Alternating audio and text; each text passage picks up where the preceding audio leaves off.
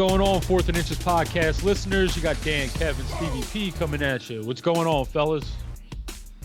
What's up, guys? What's going on, world? What's going on, boys? All right, so today is Friday, meaning we're going to get into this Sunday's games. We're going to review a really good game. I thought last night.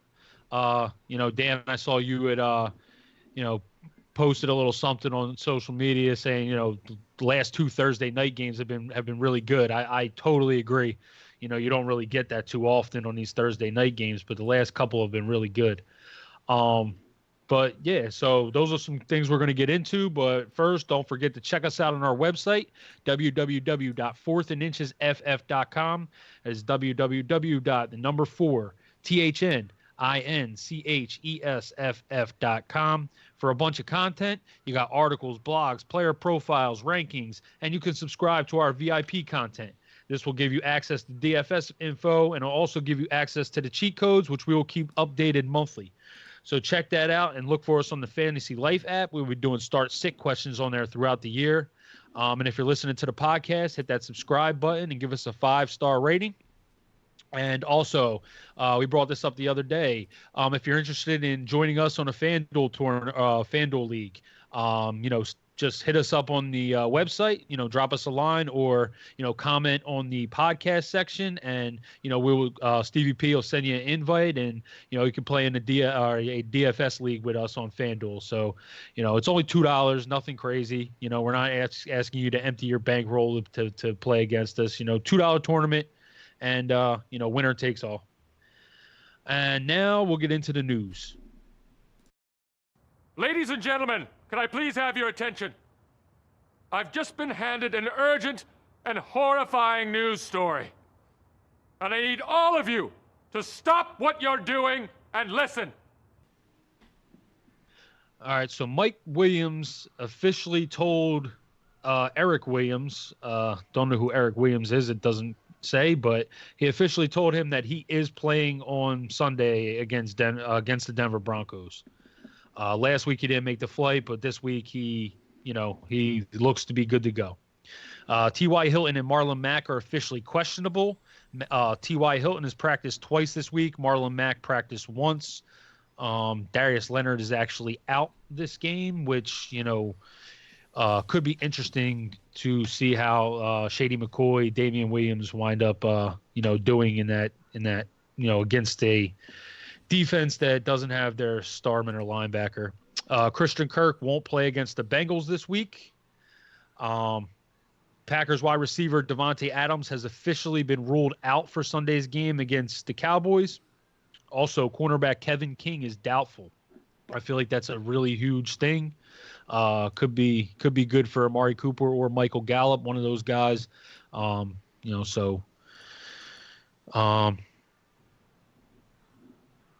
Wide receiver Juju Smith-Schuster, Vance McDonald, and inside linebacker Vince Williams are questionable for the Steelers on Sunday against the Ravens. Josh Allen is officially questionable on Sunday versus the Titans. He was listed as a full participant in today's practice. So he's, looking to return from that concussion last week where he just got smashed. Cowboys wide receiver Michael Gallup practiced each day this week.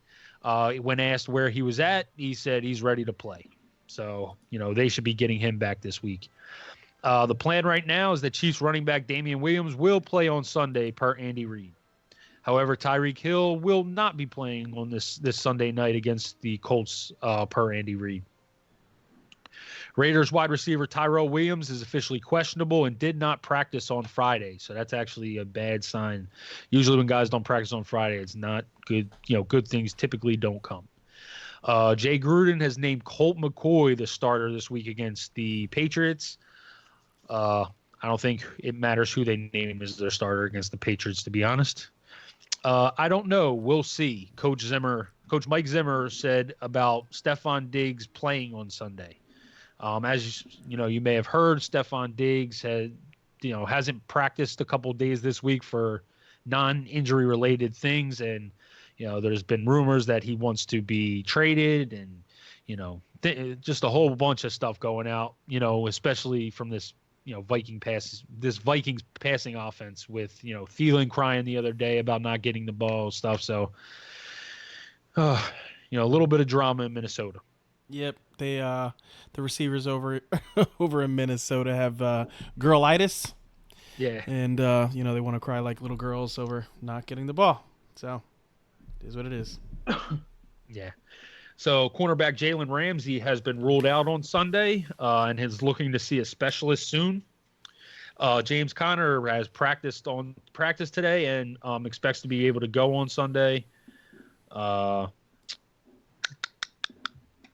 Barkley has officially been ruled out. I know he wasn't ruled out until today. There was, a lot of chatter about him not being ruled out, but I think it was pretty clear he wasn't playing this week, despite all the videos you might have seen. Mm-hmm. Vernon Davis and Jordan Reed are out this week. Washington just never catches a break. They get injuries, crazy amount of injuries every year.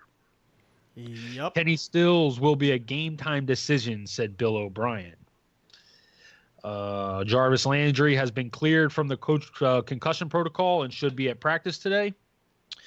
Jets quarterback Sam Darnold has been ruled out for this Sunday's game. Everybody thought that he was coming back this week, against Philly in Week 5, but looks like we will see another week of Luke Falk. So get the Eagles defense in your DFS lineups. Deshaun Jackson won't play against the Jets. Brandon Cooks is being evaluated for a concussion. If you saw what happened last night, he kind of hit the ground, pretty hard and, was taken right back to the locker room. So he is now in the concussion protocol, or will be if, once next week hits. Bears wide receiver Taylor Gabriel and offensive lineman Ted Larson are not traveling with the team to London and have been ruled out for Sunday's game against the Raiders. Tevin Coleman practiced the other day, yesterday. I think that would be Thursday? Yes. So Tevin Coleman actually practiced on Thursday for the first time and, probably should be back out there. So it's good news for the 49ers. It will be interesting to see how their backfield kind of gets used with the way they've all been participating. They've all been very, very good. Delaney Walker returned to practice for the Titans. So that's a good sign. And that should pretty much wrap it up. I don't think there's anything out here. There's nothing else here that needs to be said that wasn't said already. Anything you guys want to touch on? Yeah, real quick. The only thing we haven't really talked about all week that I think is a big deal for all fantasy owners, and we'll get really a lot more into it when we talk about that Titans game, is Taylor Lewan coming off the suspension. Oh, yes. That is going to be a big deal, and we really are going to hit that hard when we talk about the Titans game, but I was looking back at the news for the past couple of days, and I happened to notice it wasn't on there. So I guess they kind of just threw it under the rug a little bit, knowing that he was coming back this week anyway, but, it wasn't as mentioned, on any of the news. I just wanted to make sure, we hit that hard. Yep. Will do. And so with that being the case, we are going to get into last night's game. The Rams went to Seattle.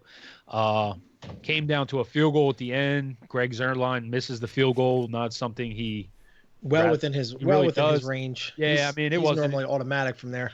Yeah, it wasn't an issue of distance. It was more of an issue of, he nerves, boy. Yeah, he didn't hook it enough. He just kind of, I don't want to say he pushed it, but he just kind of went straight on and it just never got back. All his field goals seemed to be all night. They were tailing off to the right and then just hooking back at the last second. And that last one didn't. Yeah, that last one never got back. Well, let's get into this game from a fantasy aspect. Jared Goff. I actually thought Jared Goff played well after the first quarter. I think what happened was Todd Gurley kind of got going. And the Seahawks kind of said, wait, hold on. We're seeing Todd Gurley, like the real Todd Gurley out here.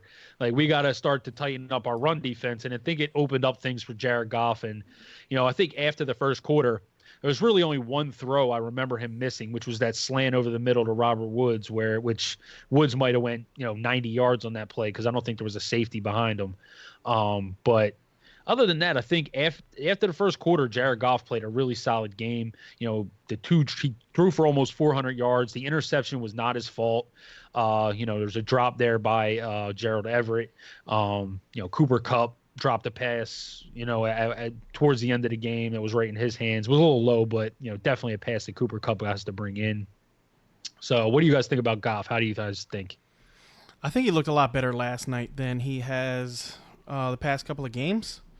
But like I had said, Todd Gurley started running the ball, and he was running well in the beginning of the game, so the play action started to work. You know what I mean? Like, I think they made it a point that they wanted to get back to being a play action team, and when they got back to it, they looked good. You know what I mean? Like, he is, Jared Goff is a play action quarterback. If you are not giving him the play action, he's going to be bad.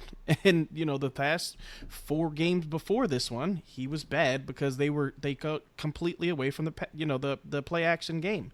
I think he looked much, much better in this game, and it was because Todd Gurley, started this game off, running Ezekiel Ansah over, looked like a dude running into a freaking, a piece of drywall. Like, he literally just mashed that dude. You know what I mean? Yep. And, that was hilarious. Yeah, he just. I mean, that was early in the game too. Yeah, it was like his first carry. Yeah, it was his first carry. I mean, Ansah got hit so hard he landed on his back, rolled over, and didn't even try to wrap him up. You know what I mean? He just smashed him out. But yeah, it was, he looked much better last night. Yeah, I think the Rams offense as a whole looked a lot better. They were balanced. They had the threat of the run, which they haven't had over the late, pretty much at all this entire year. So, with the threat of the run, it opened up play action for them. And, Cooper Kupp had a really big game. Obviously, Brandon Cooks only had that one catch, and then he went out into the locker room. But yeah, Cooper Kupp had a big game. Woods had a good game. This defense for Rams is definitely suspect. My goodness. I mean, you got these 2 superstar cornerbacks, and DK Metcalf was just burning them deep, and Tyler Lockett with that beautiful catch in the corner of the end zone. They could not. They stopped. They did a good job in the first half on Carson. I mean, I think he had like 40 and change, and then he just plowed them in the second half. I think they were beat. They were exhausted, and they just didn't want to tackle him because they were just getting bruised up. He was hurting them. Carson had an awesome game, and Russell Wilson was Russell Wilson, but he put his team in a chance to win, and they got the win because of Zerline's missed kick. But that, honestly, they got the win because Russell Wilson's just a competitor from start to end. Yes, sir. All right, so we'll talk about Russ. Russ was just unbelievable. The 2 of the throws that he made, the one to Tyler Lockett in the end zone, a lot was made of the catch. I think, I heard that, some statistical, breakdown said it was like the hardest catch in the last 2 years for a player to make. But the throw on that play was just ridiculous. It was like across his body. He was running to his left, puts it literally in a spot where nobody but Tyler Lockett was going to catch that ball. And I'm actually surprised he even made it catchable for Tyler Lockett. And then the other one was the one where he just drops the ball right into Will Dissly's hands over the defender. Russell Wilson to me is looking like an MVP candidate. Chris Carson, this was a game where Chris Carson just looked like a bull. He was running at, I think he wound up at like 4.5 yards, a little over 4, maybe a clip, but they just could not stop Chris Carson. He looked like he was running 6. It felt like he was running for 6-7 yards a carry. Rashad Penny got a little work, but wasn't really that effective other than that one pass play down the sideline. Tyler Lockett, obviously, catches the touchdown. Didn't have a huge receiving game, but did catch a few balls and had that really good touchdown catch. DK Metcalf has the 40-yard touchdown. I think that's pretty much what his role is relegated to. He's either going to be a touchdown or bust wide receiver. Will Dissly, I think, is coming into his own as one of the top 10 tight ends. They are clearly designing plays for Dissly. I forget what play it was. There was a play early in the game yesterday where they clearly designed this play for Will Dissly to get the ball. It might have been a screen play or something like that. I can't remember, but and that's pretty much I think it from the the Seahawks side, and from the Rams side. To me, Todd Gurley. All right, so what I'm going to say about this is, I think that Sean McVay went away from Todd Gurley way too fast. We were texting during this game, and I told you guys there's no doubt Todd Gurley touches the ball 25 times in this game, and it was never a large point differential where they had to stop running the ball. It was a one-score game pretty much the whole way through. This should have been a game where Todd Gurley had 20 carries and 5 catches, 6 catches, something like that. And they just underutilized the guy. They haven't done any screens for him the way they do, have done in the past. And, for this guy to only touch the ball 15 times when he was running the ball like an animal early in the game, that one drive, Dan texted on that one drive, like he ran right up the field, and then they put Malcolm Brown in, 1, 2, 3, done, kick the field goal. So, you see how important Todd Gurley is to us offense, and it was good to see him going, even if it was just for, the first half yesterday. The receivers in the pass game, Cooper Kupp, I think I'm going to win the Rams receivers debate. He's the best. He's the best Rams receiver. Yeah. After watching a lot of this Rams, through the first 5 weeks, they're all really, really good receivers. But Cooper Kupp just has a knack of getting open just way better than he runs routes so smooth. He's got great hands. He is the best Rams receiver. I mean, it's anybody with a pair of eyes can see it. He is, significantly better than the other two. And they are really good receivers, but he is awesome. Yeah, my argument really for that was not that he's not the best receiver, because I definitely think he is. My argument was I wasn't sure how healthy he was going to be to start the season. Yeah, that's where I was at too. Yeah, I mean, and now that you see that he's healthy, he's just been awesome. Yeah. I thought Robert Woods was okay in this game. If he's able to get his feet down on that, touch and that, incomplete touchdown pass in the corner, on the catch, he brought his arm down a little too fast. If he would have just kept his arm up instead of bracing himself for the fall, his I believe it was his knee would have hit before his arm. The problem was he caught the ball, tried to brace himself for the fall, and they hit simultaneously. His knee and elbow hit at the same time, which, they said was an out of bounds play. Brandon Cooks, this was a terrible game for Cooks. He was really not even used early. Wound up getting that 20-yard rush and then caught the 20-yard pass, and kind of, after that he went concussion protocol.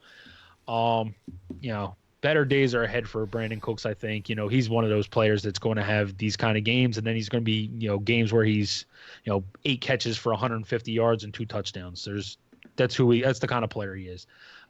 Gerald Everett. What do you guys think about Gerald Everett moving forward? Because to me in this game, he looked like an animal. Yeah, I always thought he was definitely one of the best tight end on that team. I know Tyler Higbee got a little bit more playtime last year, but that is a trend that is actually changing. I actually started really honing in on snap counts and all that kind of stuff within the past couple of weeks. I've been putting up like my own spreadsheets just to have that information. And last year it wasn't close. Tyler Higbee was out snapping him a lot, but in this year, Gerald Everett has 241 total snaps to Tyler Higbee's 140.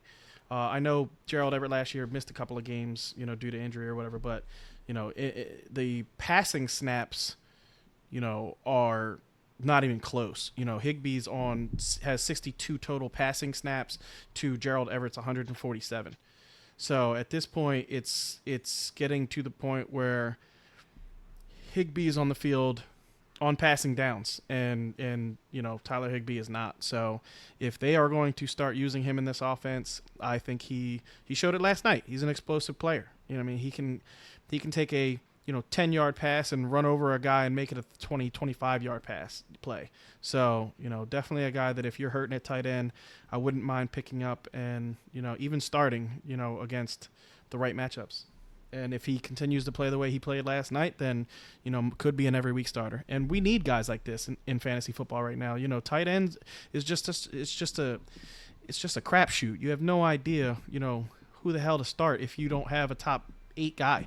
If you don't have a top 7 guy, you have no idea who to start. So we need more of these players. Hopefully Gerald Everett becomes, one of those guys. Yeah, I agree. And that's the thing with it.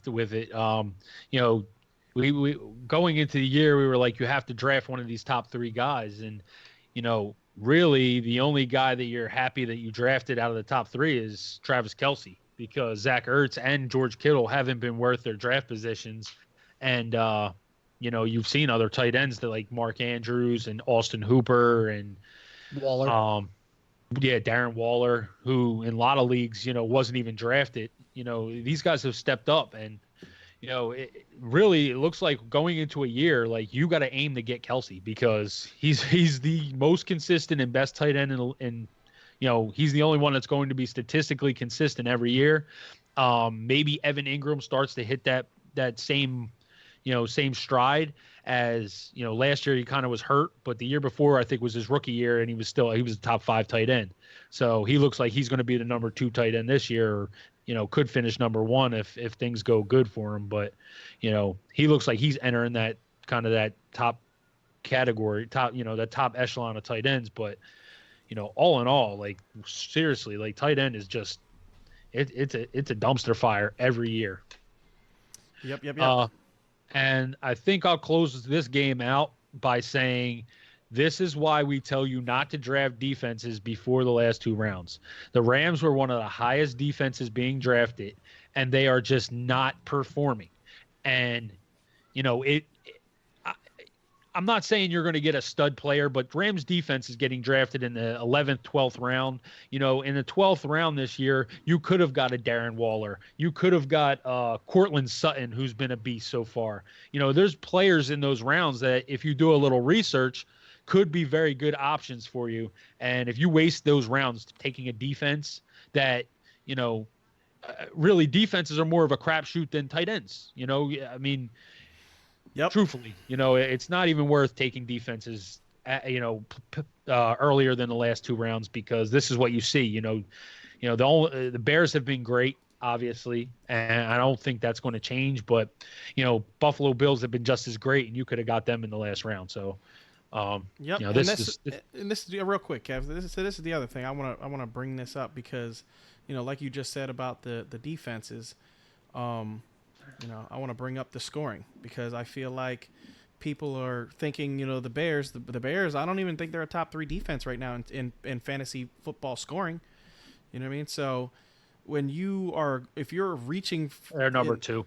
They're number 2 in total scoring. Yeah. First is the Patriots. Number 2 is the Bears. Third is the Titans. And then fourth and fifth, well, tied for 4th is the Bucks and the Niners. Okay. So there you go. So of those 5 defenses, 4 of them you could have got off the waiver wire. You know what I mean? I'll say 3. I think the Patriots were being drafted in most leagues too. But well, I'll tell you what, I picked up the Patriots in one league week 1. After week 1, I picked them up. So I don't know how many leagues they were drafted in originally. We could probably find that out. But, I picked them up in, I think, 2 different leagues. You know what I mean? That they were available. So, it's just... You're wasting your time if you're taking a defense in the 10th round. I mean, you could get better players in those spots. Very true. All right, so here it is. We're going to get into the breakdowns for this week's Sunday's games. We're going to start with you, Steve. Start off with the Falcons and Texans. All right, so Falcons-Texans. This is a game that I'm actually really interested in watching, because I think that this is going to be a shootout. I really do. I think that the Texans have not been great on defense, and I think neither of the we saw what the Atlanta Falcons were last week. The Titans were, Marcus Mariota looked like Joe Montana out there, boy. So, no, go ahead.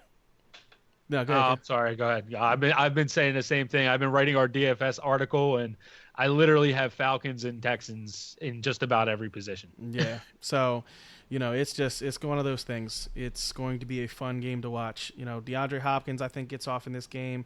He's going to be facing, Isaiah Oliver, who just has not stopped really anyone, this year. Marcus Trufant, Desmond Trufant, I'm sorry. Desmond Trufant is, I don't want to say he's overrated, but he is a little bit. You know what I mean? Like, he had his rookie and sophomore years, I remember he was like great. And then the past couple of years, you really didn't hear too much about him other than, he's the best corner on the Falcons. And the Falcons have been one of the worst defenses in football for the past 3 or 4 years. You know what I mean? Since their Super Bowl run, basically, they've been one of the worst defenses.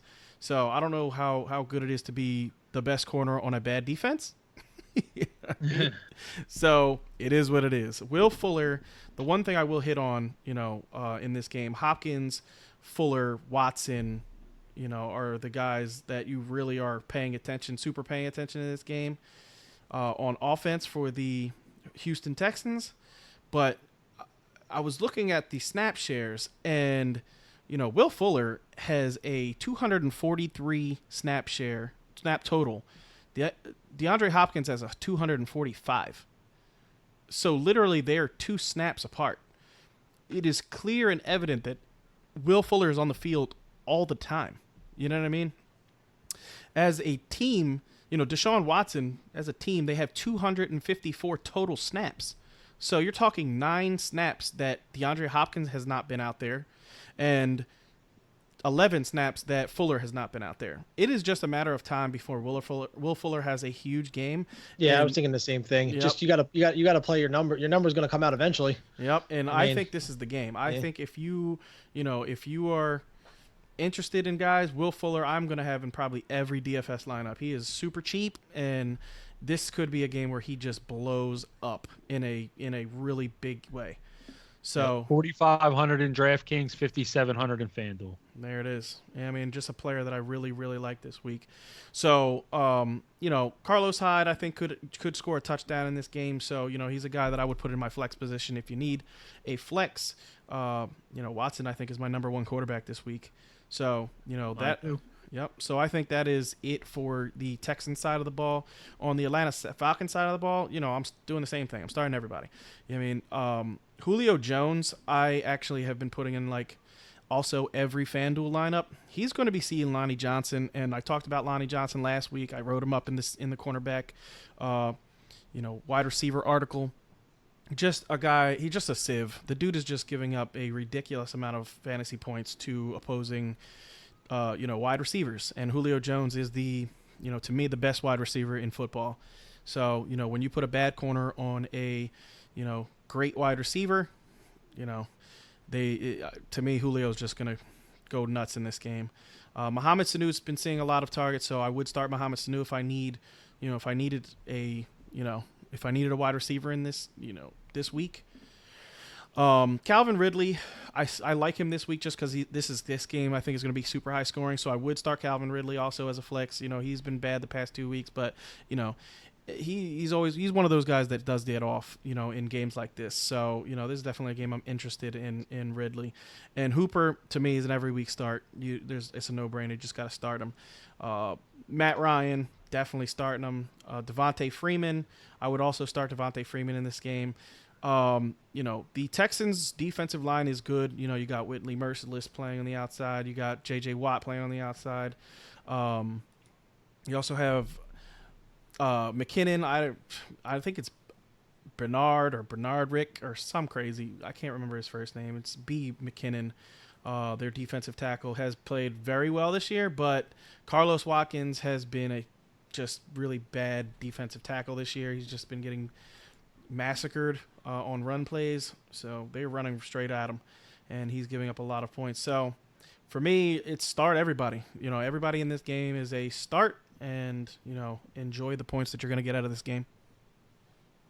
Don't start the defenses. Very, very true. All right, so I am next on the list here. I'm going to talk about the Eagles and Jets. Yeah, Dan, it's my turn to take the Eagles. All right, so from the Eagles side of the ball, I love Carson Wentz this week. If you look at last week, Green Bay clearly has a very good passing defense, but Wentz was still able to throw for 3 touchdowns. Only threw for $160, but like I said, that was against a very good defense, and for him to still get the 3 touchdowns and the 160 yards. I think coming up this week against the Jets, I said it the other day, I think the Eagles are due for a blowout win. And, I expect Wentz to just go off in this game. They can't, the Jets just, they're not a very good team. Defensively, they've been getting beat. If you remember, Baker Mayfield just kind of shredded them. And, I just think Wentz is that type of player that is going to eat this matchup up alive. In the run game, everybody's very high on Jordan Howard this week after his performance last week. I'm just, I don't know if you can start him consistently. I don't think that's like what you saw last week is kind of an anomaly. He's not going to continue to do that every week, and he didn't take Miles Sanders' job last week. They were basically a 50-50 split in touches. Like, it wasn't even, he just got the touchdowns, and obviously that's going to be his role. But going up against the Jets front line, who isn't really bad against the run, and you got Miles Sanders taking away production. I'm not really excited about starting either Eagles running back in this game. Maybe as a flex if you need a flex, with bye weeks, but even in bye weeks this week, one of the teams is the Dolphins, so you're really only fading one team because nobody plays any Dolphins players. So yeah, that's kind of how I feel about the Eagles running backs until I see a little bit more, of a distinction of what's going to happen in the backfield. I know last week we kind of saw what we saw, but I don't think that's going to be the case going forward because, it's just a committee. And, this week coming up, Miles Sanders could get the touchdowns. Real quick, Dev, I just wanted to say the snap count. So with the snap counts for the Eagles, it's 117 for Miles Sanders to 92 for Jordan Howard, and then Darren Sproles is 84. So straight committee. And if anything, you see, Miles Sanders is clearly getting more of the work or more of the snap count. Wide receivers, I'm definitely starting Alshon this week. Definitely starting Zach Ertz. Those two, I think you're guaranteed. Other than that, I wouldn't be starting Aguilar. I wouldn't be starting any other pass catchers. Eagles defense is obviously one of my favorites this week as they, get to face Luke Falk, who we've seen just be terrible. That's pretty much it from the Eagles side of the ball. Jets side of the ball, no Darnold. So that just means that you can't start any pass catcher. Really the only player you can start in this game is Le'Veon Bell, and you have to start Le'Veon Bell. He was our first round pick, early second round pick. You can't just sit him on the bench despite the matchup. I mean, I doubt you have anybody playing that's better. And in PPR leagues, he's going to get you a ton of catches because, Luke Falk is just check down city. So that's pretty much it. I mean, I'm not playing the Jets defense, and, I think that's pretty much it for this game. This literally to me has like a 38-13 final. Yeah, I agree. So. All right, so Dan, you are up next. You got the Bears and Raiders. There's a couple really good games on the slate for fantasy, and then there's some stinkers.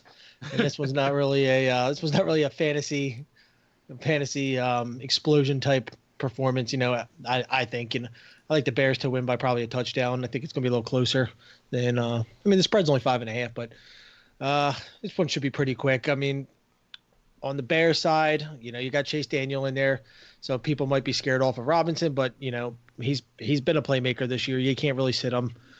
Chase Daniel's not. I mean, Chase Daniel actually has looked better than Mitchell Trubisky, so he is at least capable of making plays. So. Bears, you're starting Robinson, you're starting Montgomery because Montgomery's getting a ton of work. His production, we already talked about that on our last podcast about there's no holes there, but he's getting a ton of work now. He is the man in Chicago, and they're going to give him every opportunity. So he's definitely not sitting on your bench because when he does have that week that he explodes, you're going to hate yourself. Cohen, I know Gabriel's still out. He had that 3-touchdown week 2 weeks ago, but he's still out again. And Cohen I think Cohen's got a good matchup this week against the Raiders. So in a flex spot maybe, unless you have better options. It's not I don't think Cohen is a surefire. Have to play him, but if you're a little weak there, you could probably put him in your flex option.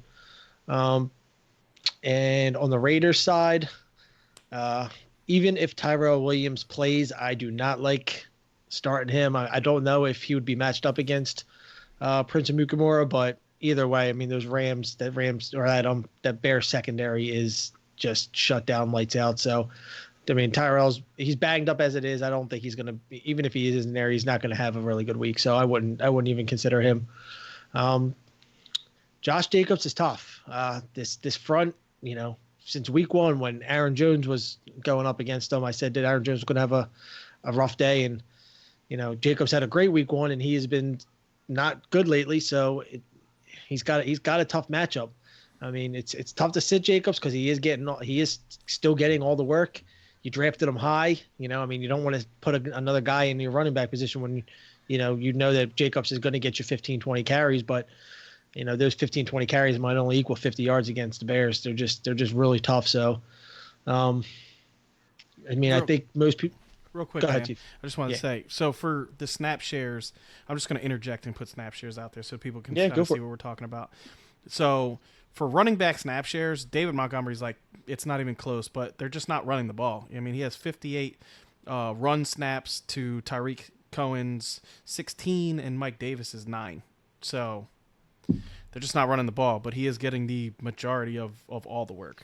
Yeah, we saw that 2 weeks ago where it started to increase. He got like 17 or 18 like 2 weeks ago, and then last week it was the same. They're not running the ball, but when they do, he is getting all the work. Mike Davis didn't get a single carry the last 2-3 weeks. I mean, he got that first and second drive of the opening season for them, and that was about it. Other than that, he wasn't productive. They saw that. They don't think they wanted to throw the kid out there to the Wolves right off the bat, but he is now. But yeah, I mean, how do you feel about Jacobs? You think Jacobs is getting it's basically the same thing over with Jacobs. I mean, he has 64 run snaps to, DeAndre Washington's 17 and Jalen Richard's 9.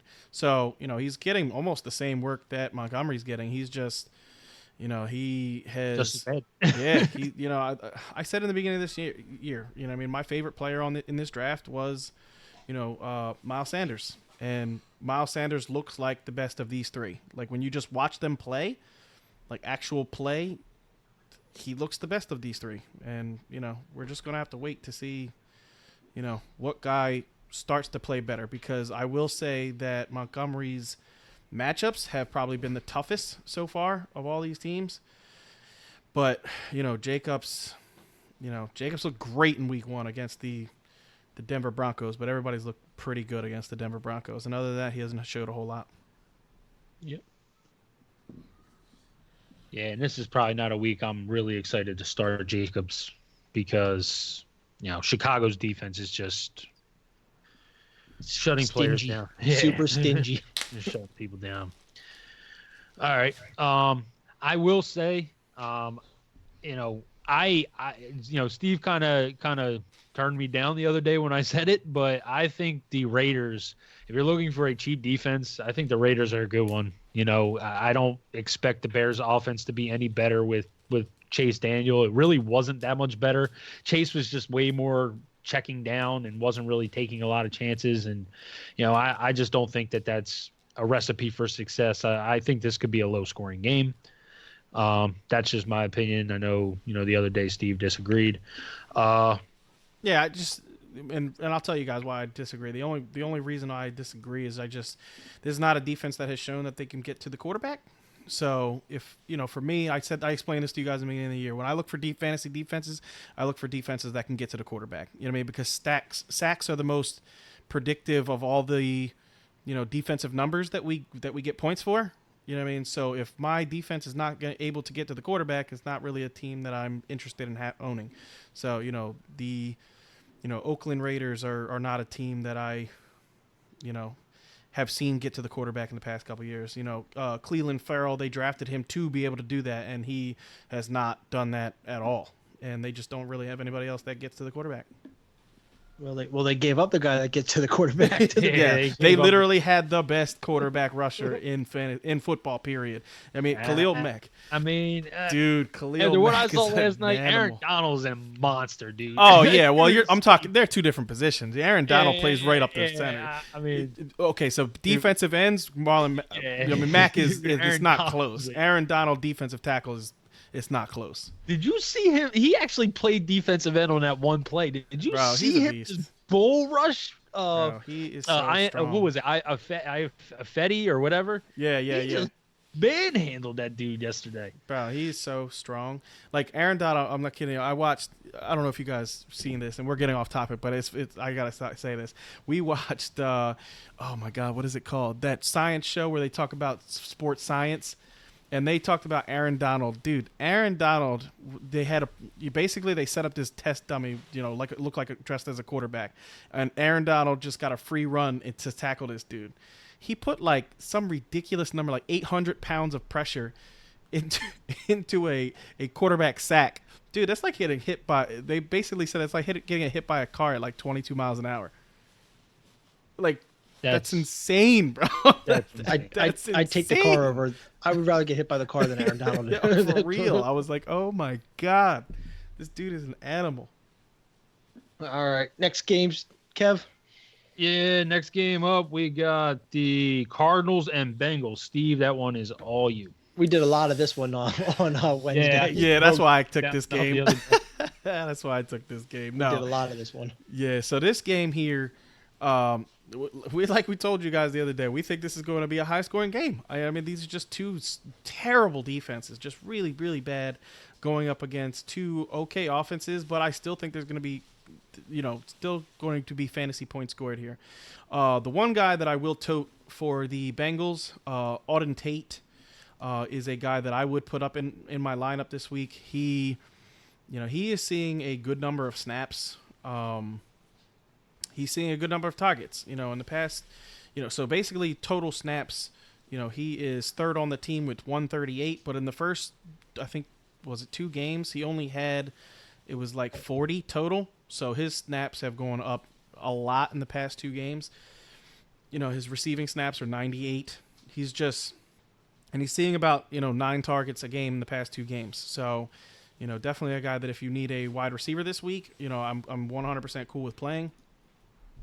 You're starting Tyler Boyd every single week. Tyler Boyd is just an animal. There's not really anything you need to say about that. Andy Dalton is definitely a start for me this week. If you're hurting at quarterback, get Andy Dalton into your lineup. He is just, he's not my favorite go-to guy. He makes me a little bit nervous because he does have some games where he's just god awful. But, he should be good in this game. We talked about Joe Mixon the other day. Just Joe Mixon, total snaps. You remember he left early week 1, but his total snaps are 143 to Giovanni Bernard's 120.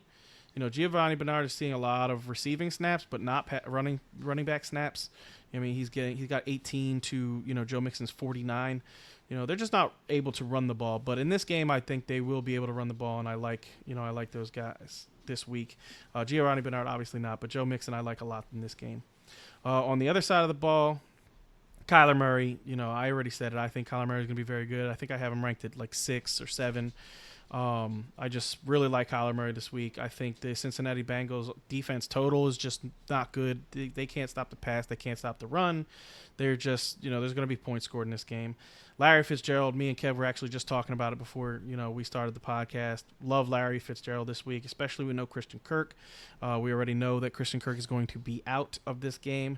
So I think Larry Legend is going to get a whole bunch of targets. The 2 guys that I think will, get the biggest bump from the Christian Kirk not being in there, I think is Keyshawn Johnson. I think is going to see a whole lot of targets. So if you are desperate for a wide receiver, I would pick up Keyshawn and play him this week.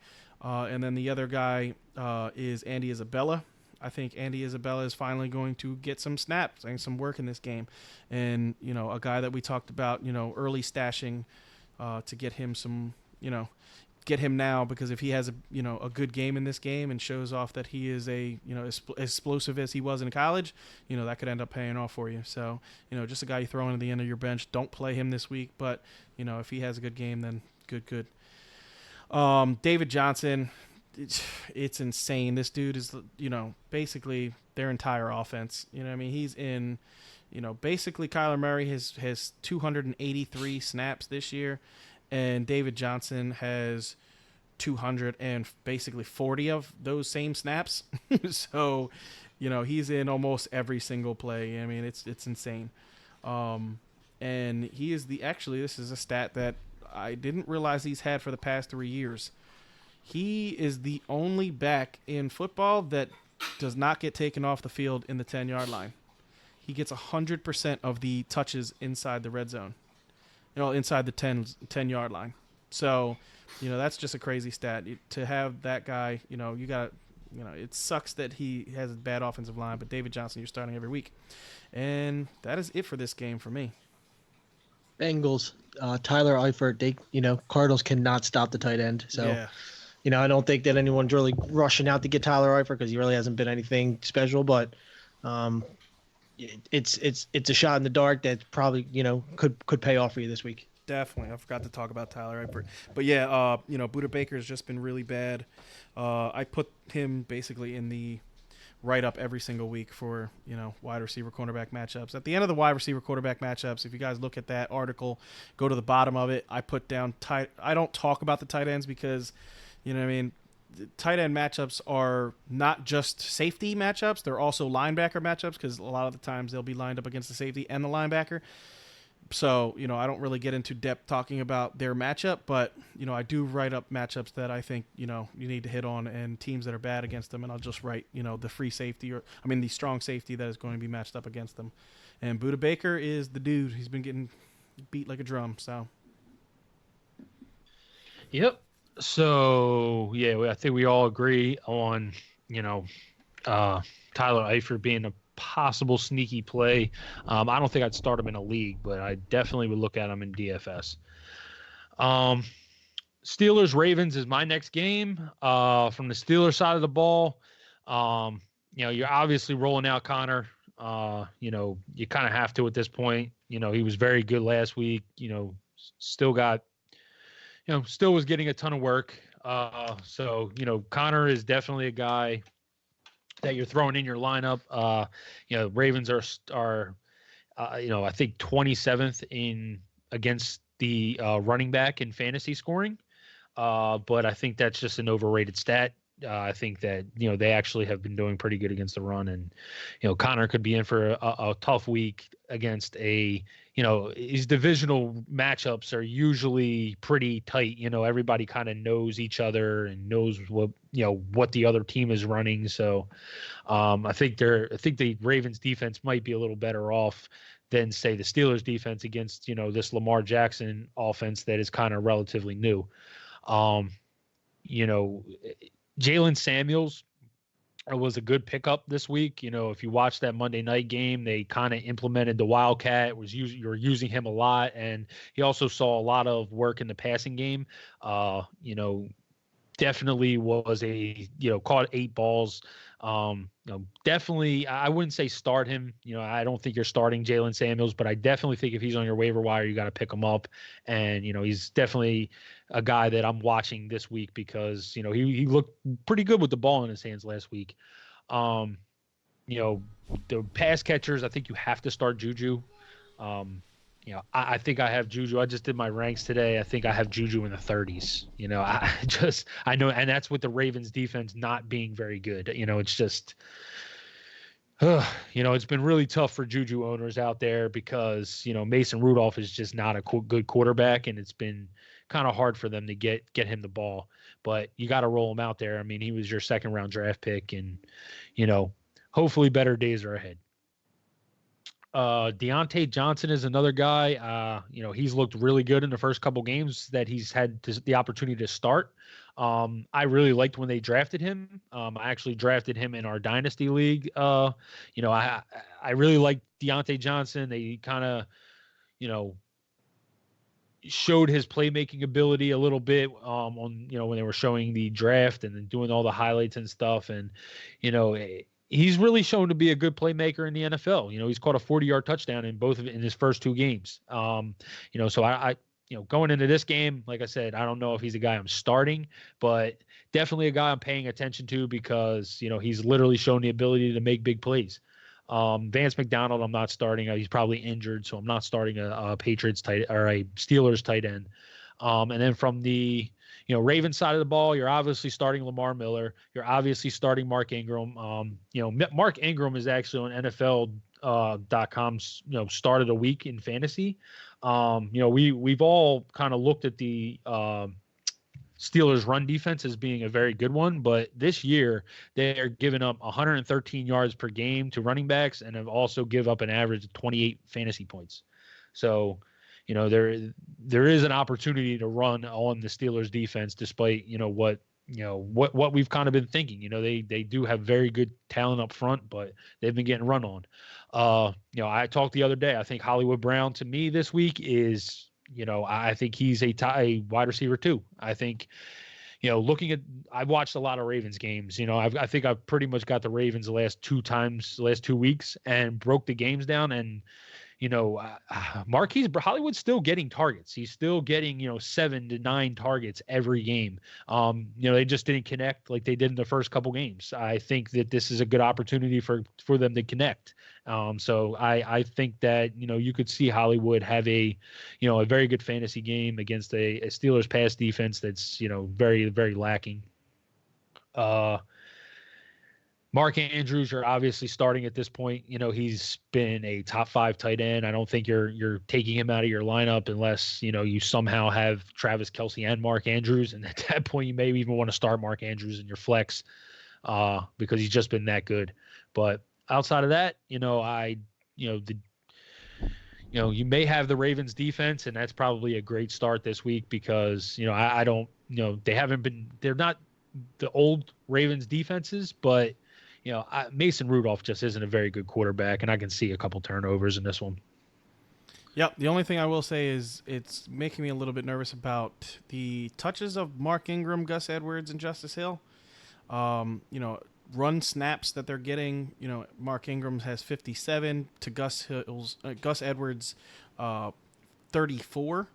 So, that is a lot closer of a split than I would like. But Mark Ingram has been looking really good this year, so I don't think you have to worry too much about it. But it is something to keep note of. They are splitting very closely in the number of actual running plays, for this team. So it looks to me like he's running 2 or 3 times, and they're pulling him off the field and putting Gus Bus in there. So, you definitely want to keep paying attention to that. If it gets to the point where, they're splitting even more, then, maybe Mark Ingram is a sell high candidate.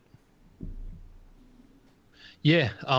The only thing I will say that against, I think, we kind of talked about that before the season, that it would be a committee, but I think we thought Justice Hill was going to play more of a role, and he just hasn't played a huge role yet for this team. So I think that's another thing worth watching to see is as the season progresses, if they, if they do get Justice Hill involved at all in this run game.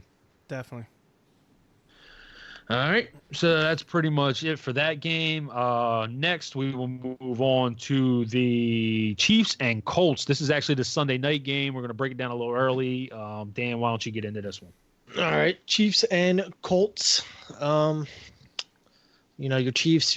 It's a primetime game. Expected to be high scoring. 56 is the over under, I believe. Yeah, 56. And to keep up with the Chiefs, I mean, I know we've heard it a million times, but to keep up with the Chiefs, you got to score a lot of points. So we really like Brissett this week. If T.Y. is playing, you got to start him. Obviously, if he's playing, he's probably gonna have a pretty big game. Obviously, Mac, they're both questionable. Mac's playing, you're gonna start him. other than them, Naheem Hines and Wilkins, they're both a lot of questions throughout the whole week. If Mac doesn't play, who do you play? One of these guys, because we expect to see the Colts put up some points. I like Wilkins in standard. I like Hines in PPR. Hines definitely gets more of the catching downs. So I did two different kinds of backs. So I like them in two different kinds of formats. As far as the tight ends for Indy goes, it's still tough to pick one because they're both very inconsistent and they're both pretty much getting 50-50 split. I know Ebron they both had a touchdown last week, but neither of them are really getting a ton of targets or catches. So, they both got a touchdown last week, but there's just, there's too many other options out there for me, a tight end to start ahead of those two right now. On the Chiefs side of the ball, you're starting all your regular guys. Just you're never not starting the Chiefs. Fantasy football obviously is all about matchups, but the Chiefs is a team that it does not matter if the other team has a good defense. Even if they play the Bears, I think I'm starting all my Chiefs because this team is just that explosive. They score tons of points. They score tons of yards. So you're Mahomes, Sammy Watkins. I'm starting McCall Hardman, even though he had a stinker last week. It's just the big play capabilities of these guys is just too much to watch them go off on the bench for 30, 40 points. Especially with the way Andy Reid likes to play.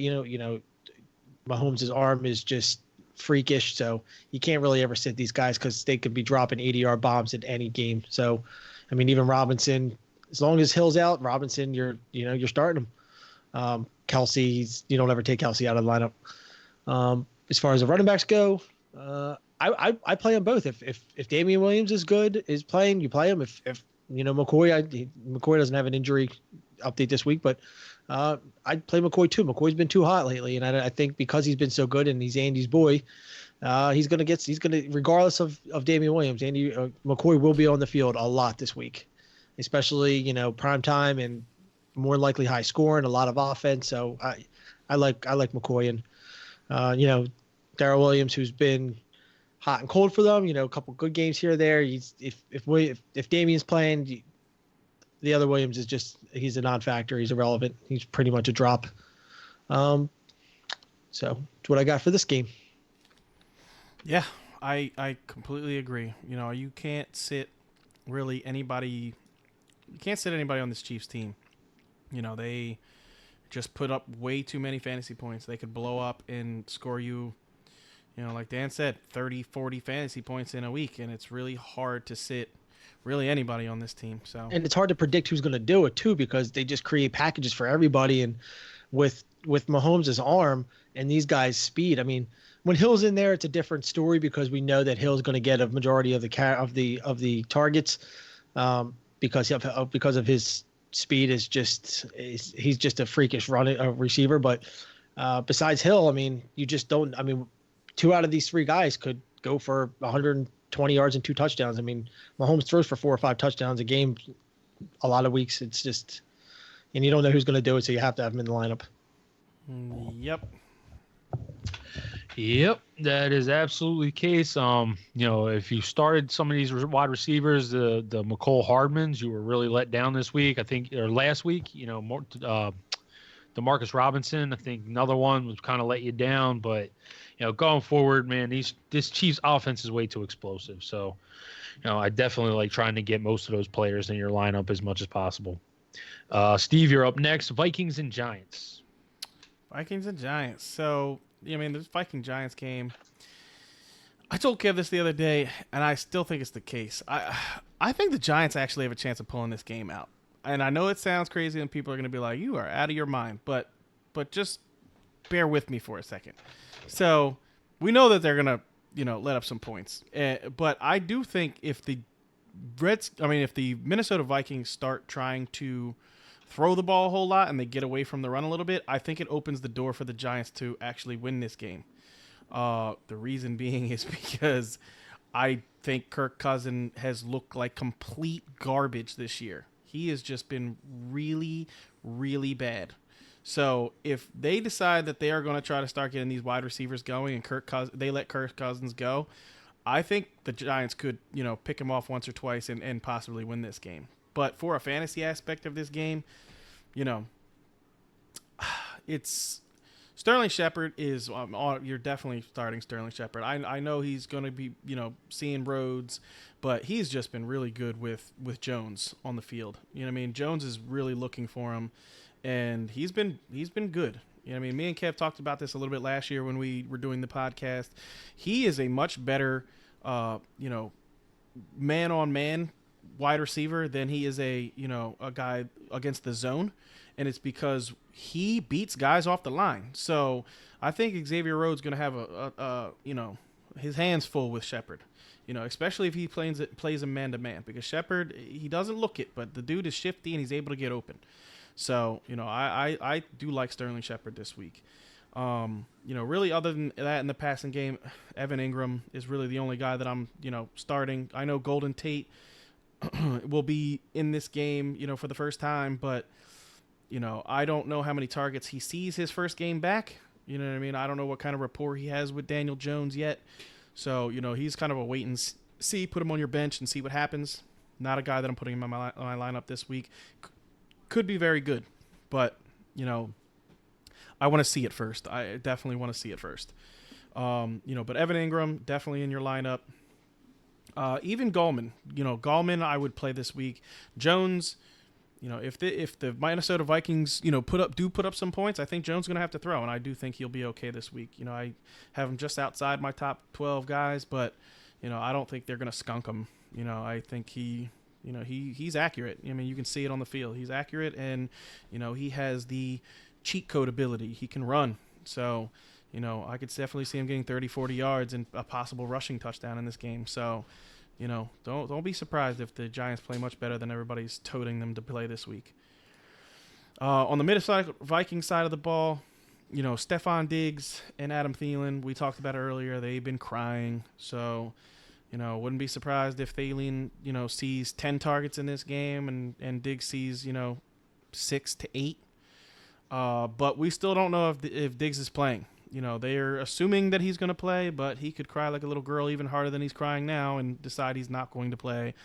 And then, it is what it is. So keep your eyes open, for that 11:30, time clock and see if he's going to go this week. Kyle Rudolph has been unplayable this week. Really, I'm not playing Kirk Cousins even in this matchup. I think everybody's saying, start Kirk Cousins this week. I just don't trust Kirk Cousins. I've watched him play this year, and he's looked like hot garbage. He's not making throws. I don't know what happened to Kirk.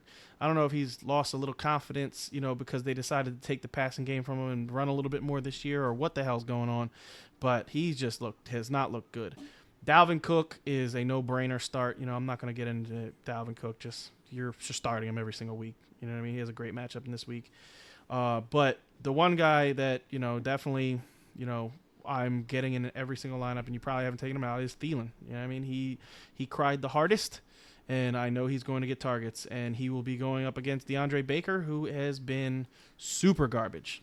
I don't know if he's cried the hardest. Stephon Diggs is trying to get traded. Yeah, he's okay. So he's crying harder than Diggs. All right, so he's crying. I would say they're crying equally hard. Yeah. But it's definitely he's definitely going to get a lot of targets in this game. He has the best matchup of all the guys. So, that's really it for this game. I'm not starting either one of these defense. I know Minnesota is Minnesota's defense, if you drafted them, you're going to start them every single week. But I do think they get scored on in this game. I don't think the Giants' offense has looked bad this year. I think they have, since Daniel Jones has come into the lineup, I do think they look much better than they had before. And, we saw the Bucs give up, a bunch of points to them. They gave a bunch of points up to the Rams. But, still, the Rams didn't score that many more points than the Giants did. So I think the Giants' offense is much better than people are giving it credit for. Yep.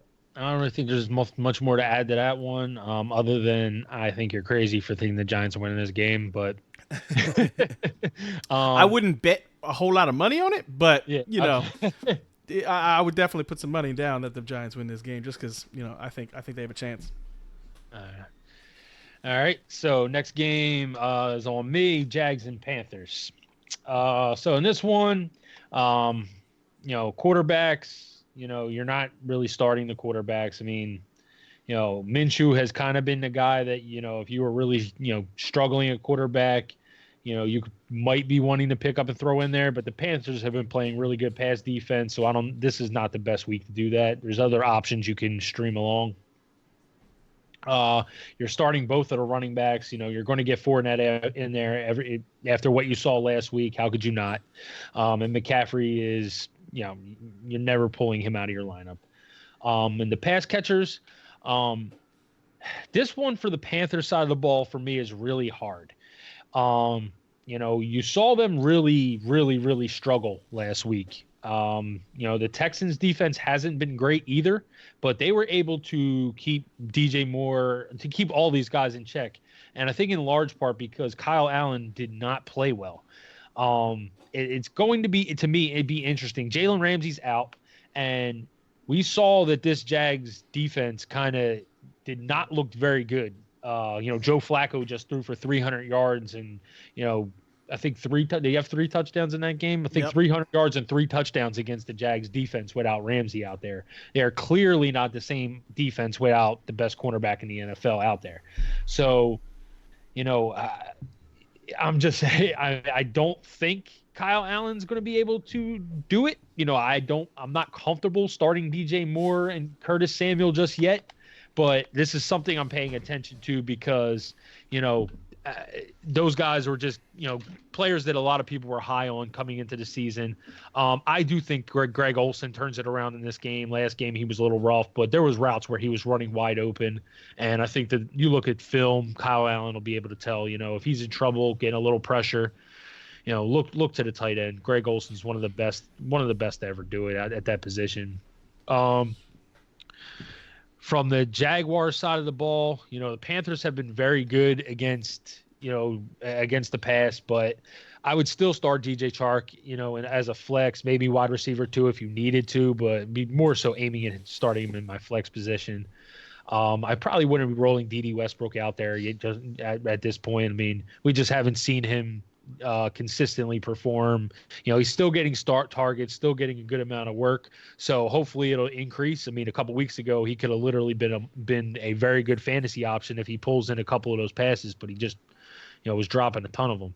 But, this is another game where it's a little tough. I honestly would feel comfortable starting both of these defenses if you really had to as well.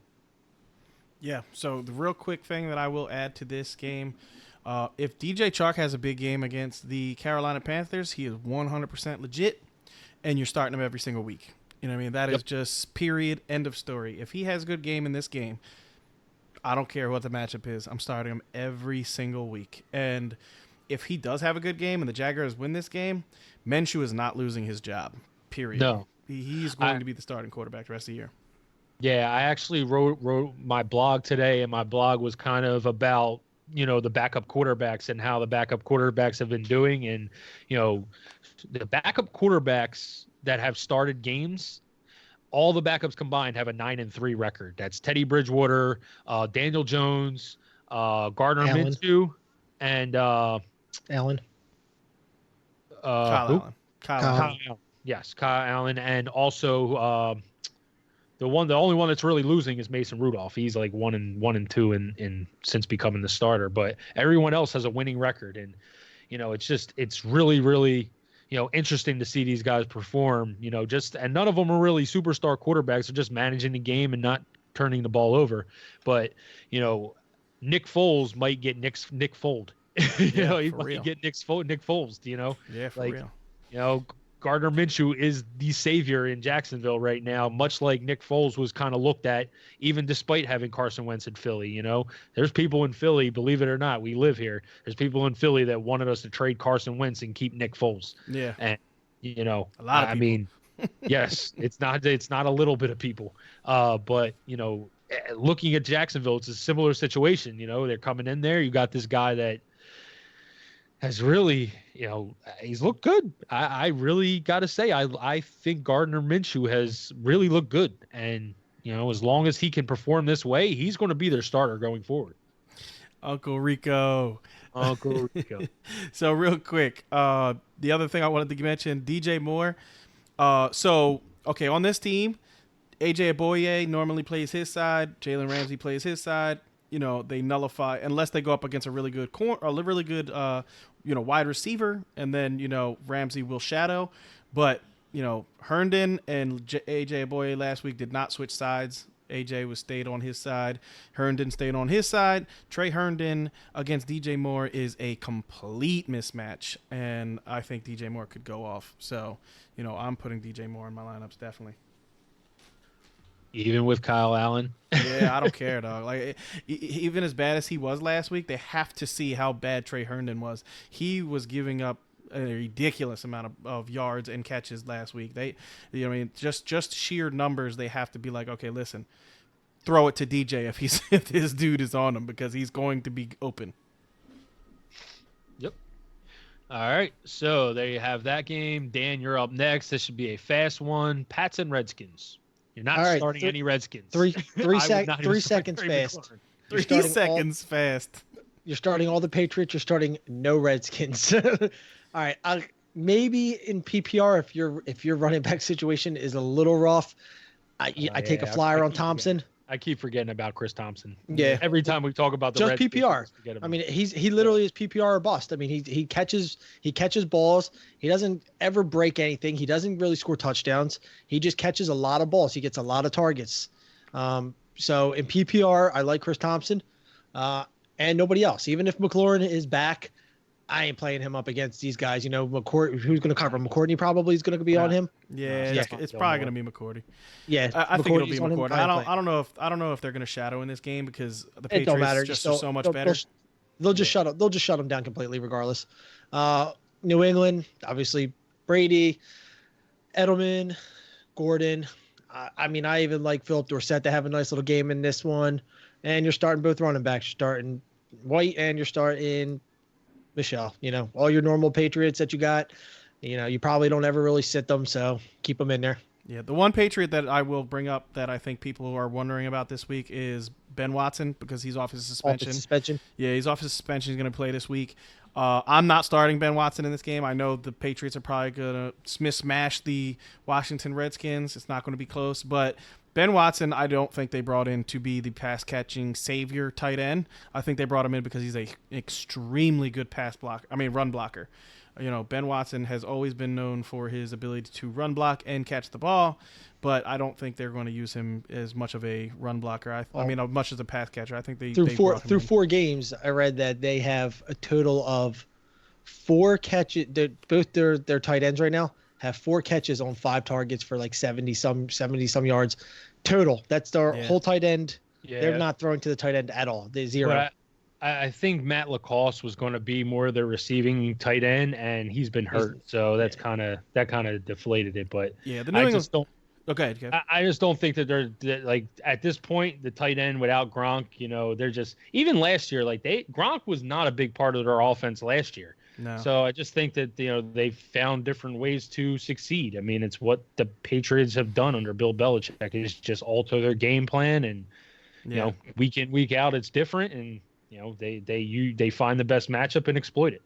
Yeah, the Patriots are like the Rams. They play a lot of 11 personnel. 11 personnel basically is just talking about, whenever you hear that, guys, 11, 12 personnel, I just want to explain that real quick. If you hear 11 personnel, basically what they're saying is one running back, 1 tight end. If you hear 12 personnel, it's 2 tight end, 1 running back. If you hear 22 personnel, it's 2 running backs, 2 tight ends. It's just the formation that they're in, explaining to you what running backs and running backs and tight ends. That has nothing to do with the wide receivers, other than if you hear 22, you obviously know there can't, there's, 5 running the damn ball. That's what they're doing. Exactly. They're putting 2 tight ends in there. They have a fullback and a running back there. They're running the ball. So, that's basically what they're saying when they're saying that. And the Patriots run basically the most 11 personnel than any team in the league other than the Rams. So, it's going to be Edelman, Gordon, Dorsett out there. Watson's going to be blocking a whole lot for, White or Sony Michel or whoever the hell they feel like running the ball with that week. Yep. All right. So, Steve, you are up next. Packers and Cowboys. All right. So, Packers-Cowboys. This game I actually took because I have not watched the Cowboys game this year. I see them on primetime, so you know what I mean, when they're on the the primetime slates or whatever, but I really haven't paid a whole lot of attention to the Cowboys, but I've watched every Green Bay Packer game, and I think this is a really good matchup. Even with Devontae Adams not in this game, I still like the Green Bay wide receivers in this game. I would start MVS. I would definitely start Geronimo Allison. I think both of those guys are going to see a lot of work. The one thing with Adams being out, I know a lot of people will assume that Allison will take the Adams role, and that's not going to be the case. It's going to be Kumaro. Jake Kumaro is going to be playing a lot in this game because Packers also run a lot of 11 personnel. So I could definitely see Kumaro having an okay game. He's going to hit some targets. If you are like in a deep league and you need a player, I think Kumaro will get some targets in this game. But Allison and MVS, I think Allison is just a better player than Anthony Brown, who he's going to see in the slot this game. And I think, Allison is going to be heavily targeted in this game. Valdez-Scantling, to me, he's a deep threat. He can score on any play. I like him in this game. I think A-Rod is going to use Aaron Jones in the passing game a lot, like he started to do at the end of last week's game. If you noticed, in the fourth quarter, the end of the third, beginning of the fourth quarter, he started throwing the ball to Aaron Jones out of the backfield, and as soon as Adams got out of the game, he really started. Yeah, he literally just was looking at those two guys. So I do think Jones, is a great start in this game. You're starting him anyway, but I like A-Rod this week. I like Valdez-Scantling this week. I like Jones this week. Jimmy Graham, I'm not against this Cowboys defense. This Cowboys defense, strength of their defense is their linebackers, Van Der Esch and Smith. They're both very, very good. And, Jeff Heath, who is their strong safety, who's going to see a whole lot of Jimmy Graham in this game. I just don't like that matchup. So Jimmy Graham's not a guy that I'm really going to be on this week. The Dallas Cowboys get Michael Gallup back this week. Michael Gallup has looked really, really good this year. He has, he has just been, one of those guys that has been getting open, and you can just see it in his numbers. I mean, first two games of the season, he had over 100 yards in receiving, and him and Dak definitely have a rapport. Amari Cooper, I told you guys the cheat code to figure out Amari Cooper is if he's playing a good corner, and Jari Alexander is that. He is a very good corner. So Amari Cooper, not a guy that I'm excited about this week. Obviously a guy you're going to start, but he is not, somebody I'm super excited to start. Randall Cobb has been playing better than what people are saying. 2 weeks ago, he had a a touchdown called back. I think it was like a 60-yard touchdown he had called back off of a holding call. But in this matchup, going up against Tramon Williams, I'm staying away from that. Ezekiel Elliott, I love this week. I think they are going to run the hell out of Ezekiel Elliott. I would not be surprised if Ezekiel Elliott had 25 carries in this game. I think they are going to try to run the hell out of Ezekiel Elliott and get a lead that way, just same way the Eagles did last week. Just run the hell out against this team and use that big offensive line they got. Dak Prescott, I left him for last because I don't know how I feel about Dak in this game. I like Michael Gallup this week, but I don't like Cooper. I'm not on Witten. I would start Witten if I absolutely had to, but Randall Cobb's he's going up against his old team, the Green Bay Packers, and it could be a game where they try to get him in the end zone. So if Cobb scores, I think Dak will have a big game. I think he'll have a pretty good game. Maybe 250 and 2. But to me, that's all dependent on if Gallup can get open the way I think he can, and if Cobb scores, because Ezekiel is going to get a couple checkdowns. Amari Cooper is probably not going to do too much, but if those two guys do help Dak out, Dak could have a good game. He's not somebody I'm super excited about, but somebody that you're definitely playing because he's just been really good this year against bad teams. Yeah. So I actually said the other day, And if Kellen Clemens, watch that Eagles game, you know what you have to do to beat the Green Bay Packers. I think it's pretty clear, and you're going to have to run the ball because they're very good in the secondary. And I totally agree with your assessment. Kevin King not being in the game is huge, because he has been really solid at as that second cornerback for them. But ultimately you beat the Green Bay Packers by running the ball, because not only is that where their defense is vulnerable, but it also keeps Aaron Rodgers off the field. Yeah, I agree. All right. So next game and my last game is Bills and Titans. This to me could be a defensive showdown. Obviously from the Bills side of the ball, it seems like Josh Allen is going to play. Today we just read that he practiced in full today, so that's good news for the Bills. I know Steve was talking the other day, kind of said Matt Barkley right now is a better thrower of the ball, but having Josh Allen out there clearly gives the Bills a better chance to win. He's just a better playmaker. From the running game, I'm really not interested in starting Frank Gore this week. I talked the other day, Rashard Evans is just a monster middle linebacker for Tennessee and does well at attacking the run. So I could see Frank Gore kind of having a tough week this week. Devin Singletary, do you know if Devin Singletary is supposed to be back this week, Steve? He has been practicing. They haven't said he's going to play yet. Yeah, he's still questionable. Probably not another guy you're probably not starting, because you don't know what's going to be the case. I mean, even if he does play, you don't know how much work he's going to get. But he's definitely a guy I feel like Buffalo could really use, to get healthy again, because you saw how good of a playmaker he is. In the receiving game, I really love John Brown. John Brown this week could really have a nice week, and especially with Josh Allen back. We've seen Josh Allen kind of targeting John Brown, and this was a week where John Brown could get off. Adoree Jackson's been playing well, but Adoree Jackson's been known to get beat once in a while, so this could be a game where John Brown catches a deep one. I'm not excited. I don't think you're starting Cole Beasley. I mean, he's been getting a ton of targets. If you're starting him, it's particularly in PPR leagues, but I think you have better options than Cole Beasley. Dawson Knox, he's been doing well as, Josh Allen's tight end. I think he caught a touchdown last week. Did he not?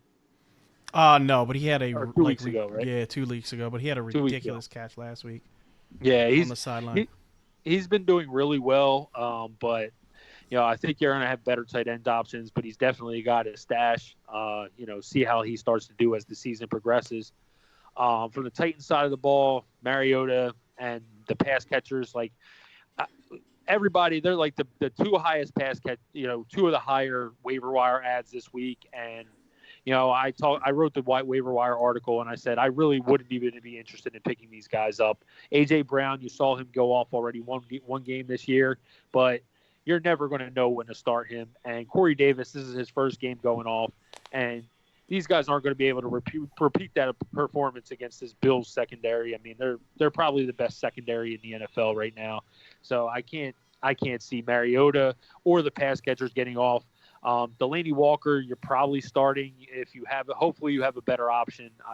Maybe you drafted Mark Andrews or picked up Darren Waller. You could probably start one of those guys. I mean, Darren Waller also has a tough matchup, so it's kind of a crapshoot there. But hopefully, you have a better option than Delaney Walker. This week, Derrick Henry. This is a week where I think Derrick Henry could have a good game. Steve talked about it when we first came on, and we're going to kind of beat it. Drill it in your heads. Taylor Lewan is one of the best left tackles in the NFL. He comes back from his suspension this week. That is going to be huge for the run game, huge for Derrick Henry. Henry's already started off well this season. He's been getting a shit ton of carries, and I think that, ultimately, this is a game where if the Titans want to have a shot at winning, they're going to have to put the ball in Henry's hands, because you don't beat the Bills by throwing the ball. Your better chances by running it at him. And, this is definitely a game where Henry should touch the ball at least 20 to 25 times. Yeah, I agree. The reason we wanted to talk about Taylor Lewan is just, you guys remember that 99-yard touchdown run by Derrick Henry? The head blocker out there with him was Taylor Lewan. I mean, Taylor Lewan is just a dude who is known for opening up huge holes. And when you have Roger Saffold and Taylor Lewan on the same side of the offensive line, there's going to be some big holes for Derrick Henry. If you can get Derrick Henry on your team now, trade for him, whatever it is that you want to do to get him.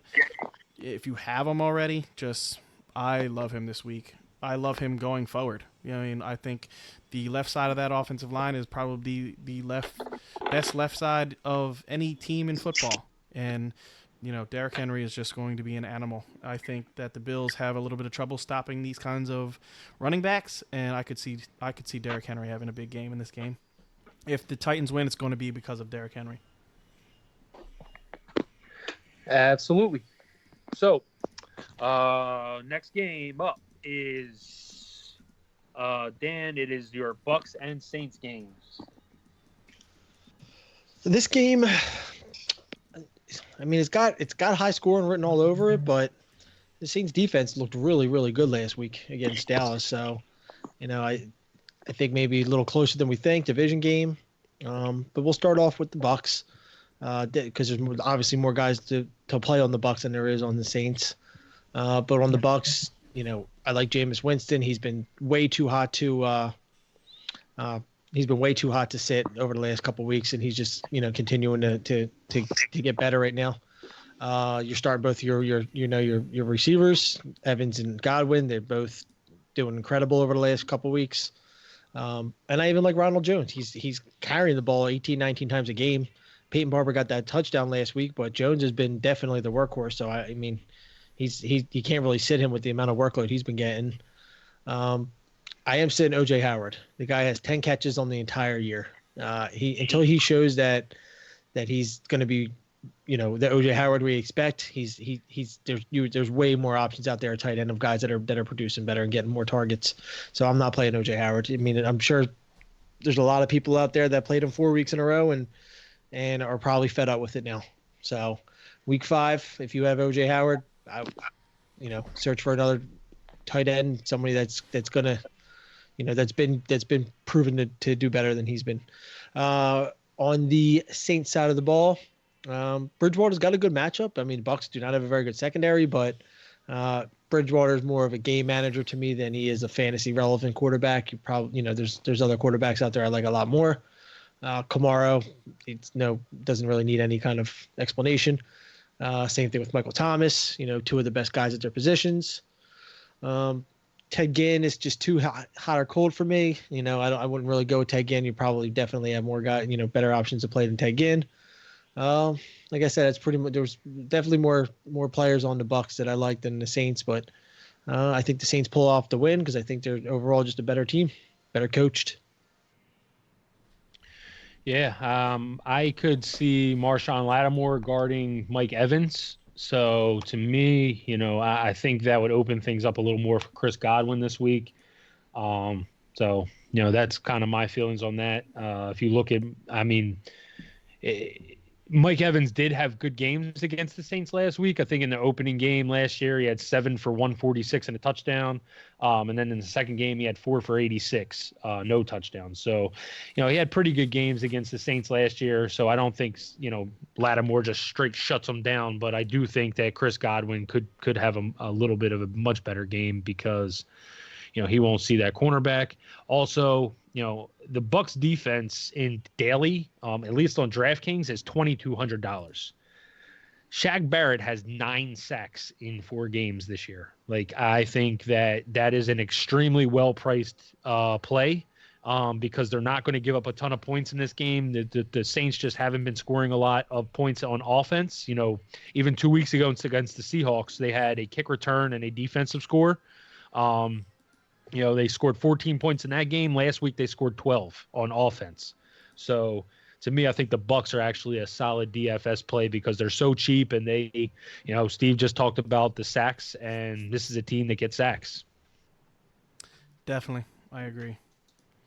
I think they are priced perfectly, and I mean, definitely a team that I would spend the money on for DFS purposes. All right, last game, Steve, is who is it? Denver. I was going to Rams. say, yeah, Broncos and Chargers. Broncos Yeah. and Chargers. Yeah, I'm sorry, I said Rams. LA Yeah. Chargers. Yeah, this game to me gonna be quick. So on the Charger side of the ball, we'll start off with first Keenan Allen, Mike Williams. I like both of them in this matchup. You know, it's not the greatest of matchups for Williams, but Keenan Allen is just better than Kareem Jackson, and you know he lines up in the slot a lot. He'll be lined up against Chris Harris when he goes to the outside, but Keenan Allen has showed this year that he's matchup proof. I don't care who he plays. Last week, I know people are going to say, oh, he only caught 4 balls for whatever, 40-something yards. He's not matchup proof. Bull crap. Last week he had a 71-yard touchdown call back on the worst offensive holding call I've ever seen. And, if he catches that and runs that, gets that, he has 112 yards and a touchdown. So, matchup proof. I don't care who he plays. I'm starting Keenan Allen, over everyone. Yeah, he hasn't done well against Denver, though. Yeah, I don't care. I'm still starting him. Oh, you're definitely starting Yeah, him. I'm just saying, I might put him in my DFS lineup because people know that matchup. Know Yeah. that he has not been, but I like Keenan Allen every week. Rivers has looked really good this year, and Kev just said it. He has not played very well against the Denver Broncos, but Austin Eckler, I think, is going to see a whole lot more of the field than Melvin Gordon. Anthony Lynn has already said that. And if that's the case, I think, check down to Eckler is going to be a big part of this game. And the Broncos can't stop the run. Like, we've seen it in 4 straight weeks. Every team they've gone up against has been able to run the ball against them. And I don't find it any different for this Chargers team. I think they can clearly see that this Broncos team is giving up, points to the running back position. So I think they're going to I would start Melvin Gordon too. I like them both. I think Eckler and Gordon have a chance of being very productive in this game, against this bad, run defense of the Broncos. And I think that opens it up for Keenan Allen. Other than that, I'm not starting anybody else. I'm not starting Virgil Green. I'm not starting Travis Benjamin. None of those guys am I starting on that side of the ball. On the Denver Broncos side of the ball, Courtland Sutton and Emmanuel Sanders have been one of the best duos in football this year, really. They really have. Courtland Sutton has a lovely matchup this week against Mike Davis. Mike Davis has been struggling all year long, at the cornerback position, and he is going to be predominantly on Sutton. I know Casey Hayward is a guy that, has been very, very good, but I think he's going to be on Emmanuel Sanders a whole lot more than he will be on Sutton. So, it's going to switch because Emmanuel Sanders and Sutton switch sides a lot. They kind of move them around the formation. You'll see Sanders in the slot. You'll see Sutton in the slot. They kind of move them everywhere. But definitely like Sutton this week if he sees predominantly, Michael Davis. Tayshaun Hamilton, I'm not, Deshaun Hamilton, I'm not starting there. Flacco, I'm not starting Flacco either. Even though he had a really good game last week, you can't trust him. Phillip Lindsay, I definitely would start in this game. I know last week he, saw the split and didn't do much, but last year against the Chargers, in both games he had a touchdown, and I believe in both games he had 80 yards at least rushing. So I would start Phillip Lindsay in this game. Lindsay seems to play much better against division rivals. It's just my own observation, watching him play last year and this year. So I do like Phillip Lindsay in this game. And that's about it. I'm not starting Royce Freeman. If I was desperate, I would start Freeman in the flex. But, I'd have to be pretty desperate. So, yeah, that's it for me on this game. I'm not starting either one of these defenses either.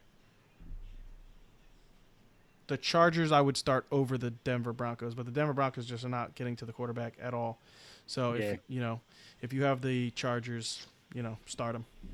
They actually did last week. Last week they had like 4 sacks, I think. But before that, it was like a long streak where they did not have a sack at all. Yeah. All right. You guys want to throw out a fantasy MVP real quick? I'm gonna go with DeAndre Hopkins. I think this week he bounces back, and I think he goes off this week. I'm gonna stick with the same game and say Julio Jones. I just think Julio Jones is too much for the Texans to try to control, and I think he's just gonna have a huge week. I was bouncing back and forth between them two. I'm gonna play the homer spot here and say Carson Wentz just lights up the Jets. And there it is. There it is. So that is the end of this podcast. Our breakdown podcast for this week's games. Don't forget, check us out on our website, www.fourthandinchesff.com. www.4thandinchesff.com for a bunch of content, articles, blogs, player profiles, rankings, and you can subscribe to our VIP access. And until next time, peace out, guys. Later, guys.